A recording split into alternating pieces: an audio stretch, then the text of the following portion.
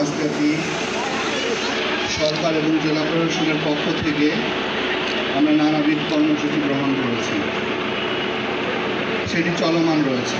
তারই ধারাবাহিকতায় আজকে আমাদের যে জুলাই যাত্রা, যেখানে ভ্রাম্যমাণ একটি বাসে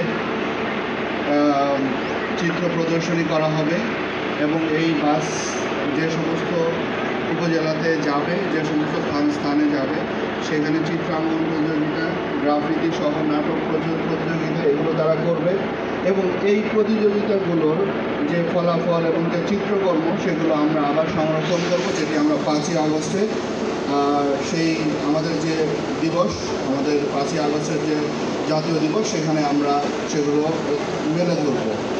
আসলে আপনারা জানেন যে আমাদের এই প্রোগ্রামটি আরও 3 দিন আগেই শুরু করার কথা ছিল, কিন্তু এমনিতেই জুলাই আমাদের কাছে এখন অনেকটা ভারী হয়ে গিয়েছে। এমনিতেই আমরা অনেকগুলো প্রোগ্রাম, শহীদদের নিয়ে প্রোগ্রাম করছিলাম, যেখানে আসলে শহীদ পরিবারের কথাগুলো যখন শুনছিলাম, আহতদের কথাগুলো শুনছিলাম, আমাদেরকে হৃদয়ে অনেকটা টান দিয়েছে।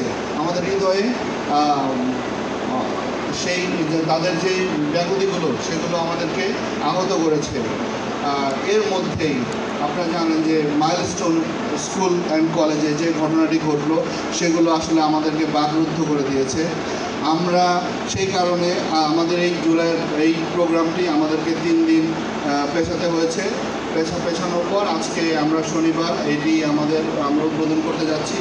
আমরা বিশ্বাস করি যে আমাদের সেই জুলাইয়ের যাত্রায় আমাদের যে রক্ত ঝরেছিল, যারা আহত হয়েছিল, তাদের যে ত্যাগ ছিল, সেই ত্যাগগুলোকে যেন আমরা ভুলে না যাই। আমাদের মধ্যে যেন তাদের যে দেশপ্রেম ছিল, আমাদের সকলেই যেন আমরা সেই দেশপ্রেমে উদ্বুদ্ধ হয়ে আমরা যে সুন্দর একটা বৈষম্যহীন একটা দেশ গড়ার স্বপ্ন দেখি, বৈষম্যমুক্ত একটা সমাজ গড়ার আমরা স্বপ্ন দেখি, সেই স্বপ্ন আমরা বাস্তবায়ন করতে পারি। আমরা যদি সেটি বাস্তবায়ন করতে পারি, তাহলে আমাদের এই মাসব্যাপী পুনর্জাগরণ আমাদের সফল হবে। এই জুলাই শহীদ যারা রক্ত দিয়েছেন, তাদের রক্তের প্রতিদান পরিশোধ হবে।